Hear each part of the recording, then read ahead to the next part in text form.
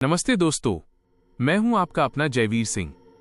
आज की कहानी कमजोर दिल वालों के लिए बिल्कुल नहीं है। आज मैं आपको ले चलूंगा एक ऐसे गांव में जहां रात के अंधेरे में अगर आपने पीछे मुड़कर देखा तो शायद वो आपकी जिंदगी की आखिरी रात होगी। यह कहानी 100% ओरिजिनल है और बहुत ही खौफनाक है। कमेंट में जरूर बताएं, क्या आपको भी पुरानी हवेलियों या सुनसान रास्तों से डर लगता है? अगर आपके पास भी कोई ऐसी सच्ची घटना है तो मुझे इंस्टाग्राम पर भेजें, केदारनाथ भोले स्टेटस।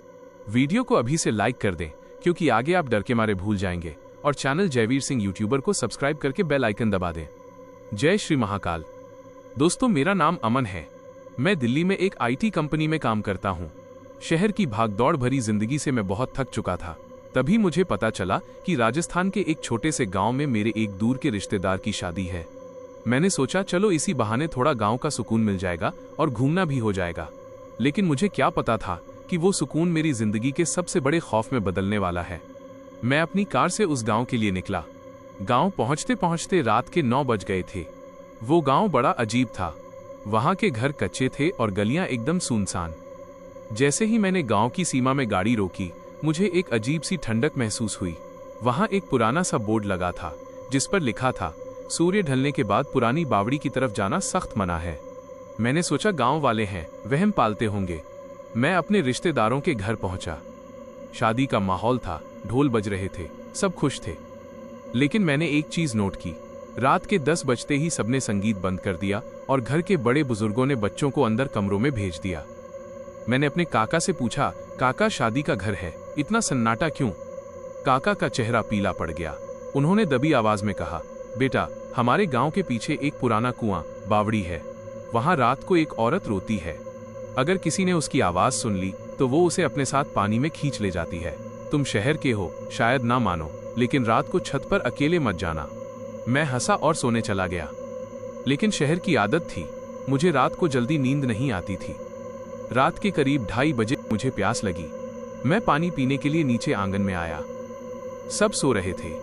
तभी मुझे बाहर से एक आवाज आई, सन सन सन। ये आवाज पायल की थी। इतनी रात को कौन पायल पहनकर घूम रहा होगा? मेरे अंदर का डर और जिज्ञासा दोनों जाग गए। काका की चेतावनी याद थी, लेकिन मुझे लगा शायद कोई चोर चक्का होगा। मैं दबे पांव घर के मुख्य दरवाजे के पास गया और सांकल कुंडी खोलकर बाहर झांका। सामने खेतों के बीच से एक पगडंडी उस पुराने कुएं की तरफ जा रही थी, और वहां उस धुंध में मुझे एक आकृति दिखाई दी। एक औरत लाल जोड़े में सजी हुई। उसके बाल कमर तक खुले थे और वो धीरे धीरे कुएं की तरफ बढ़ रही थी। मेरा दिल जोर जोर से धड़कने लगा। मुझे लगा शायद वो कोई गांव की ही औरत है जो मुसीबत में है। मैंने आवाज दी, कौन है वहां? वो रुक गई। उसने पलटना शुरू किया। दोस्तों, वो पल बहुत धीरे गुजरा। जैसे ही उसने पूरा मुड़कर मेरी तरफ देखा, मेरे गले से आवाज ही नहीं निकली। उसका चेहरा था ही नहीं। जहां चेहरा होना चाहिए था वहां सिर्फ झुलसा हुआ काला मांस था। उसकी आंखें नहीं थी, बस 2 काले गहरे गड्ढे थे।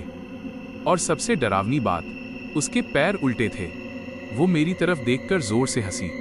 वो हंसी किसी इंसान की नहीं, बल्कि किसी जानवर के चीखने जैसी थी।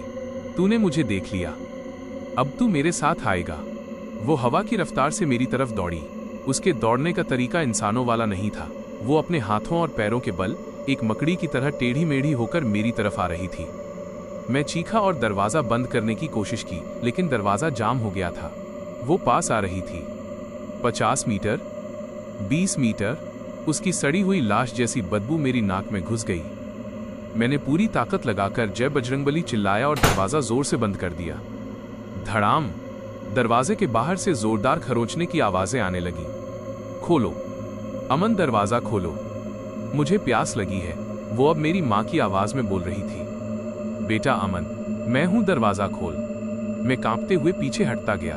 मेरी चीख सुनकर घर वाले जाग गए। काका दौड़ते हुए आए और उन्होंने मुझे पकड़ लिया। उन्होंने बाहर की आवाज सुनी और समझ गए।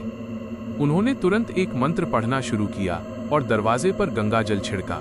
बाहर से एक दिल दहला देने वाली चीख आई और फिर सब शांत हो गया।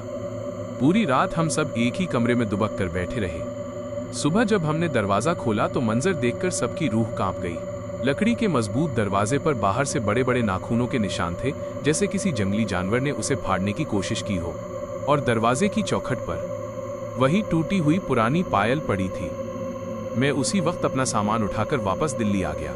आज उस बात को 2 साल हो गए हैं, लेकिन आज भी कभी कभी रात को जब मैं अपने फ्लैट में अकेला होता हूँ तो मुझे अपनी बालकनी से वही आवाज सुनाई देती है, छन छन छन।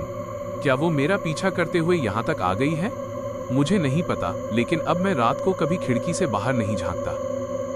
तो दोस्तों, कैसी लगी आपको अमन की ये खौफनाक दास्तां? याद रखना, बुजुर्गों की बातें हमेशा वहम नहीं होती, कभी कभी वो हमारी जान बचाने के लिए होती हैं। अगर इस कहानी ने आपको डराया है तो एक वीडियो को लाइक जरूर करें, टारगेट है 5000 लाइक्स का। 2 कमेंट में लिखें जय बजरंगबली ताकि नेगेटिव एनर्जी दूर रहे। 3 मुझसे बात करने के लिए इंस्टाग्राम पर आएं, केदारनाथ भोले स्टेटस। मैं आपका भाई जयवीर सिंह जल्द ही मिलूंगा एक और नई और डरावनी कहानी के साथ। तब तक के लिए चैनल जयवीर सिंह यूट्यूबर को सब्सक्राइब करके रखें। अपना ख्याल रखें और रात को पीछे मुड़कर न देखें। हर हर महादेव।